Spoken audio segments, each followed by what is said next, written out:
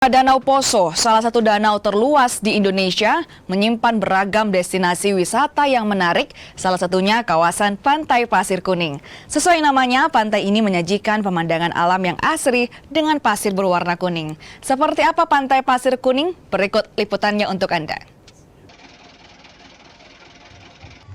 Jauh dari kebisingan kota, tempat wisata ini menawarkan ketenangan dan keserasian dengan alam.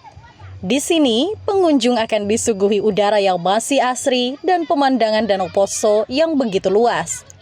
Pasir yang berwarna kekuningan menjadi keunikan tersendiri, menambah daya tarik kawasan ini. Untuk mencapai lokasi Pasir Kuning, pengunjung harus menempuh jarak sekitar 30 km dari pusat kota Tentena atau 280 km dari kota Palu.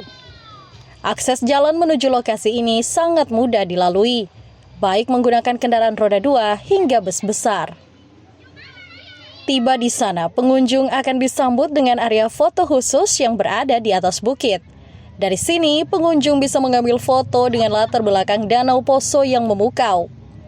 Bagi yang ingin menikmati kesejukan air danau, tempat ini cocok untuk bermain air. Kedalaman danau di area ini dangkal, sehingga aman untuk anak-anak hingga orang dewasa pada jarak tertentu.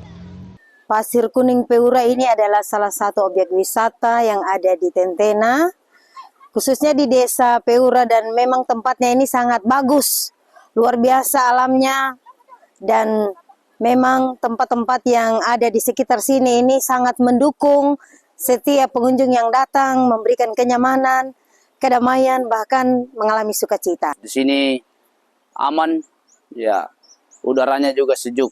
Untuk perjalanan kemari, aksesnya bagus, ya, bisa dijangkau dengan roda 4, roda 6, dan roda 2 semua bisa. Jalan sudah bagus. Danau Poso dengan luas sekitar 323 km persegi merupakan salah satu danau terbesar di Indonesia setelah Danau Toba di Sumatera Utara dan Danau Towuti di Sulawesi Selatan. Danau ini juga termasuk dalam kategori danau tektonik purba karena usianya yang tua. Di sebelah utara danau terdapat kota kecil Tentena, sementara di sebelah selatan terdapat desa Pendolo. Aldrim Talara, Kompas TV, Poso, Sulawesi Tengah.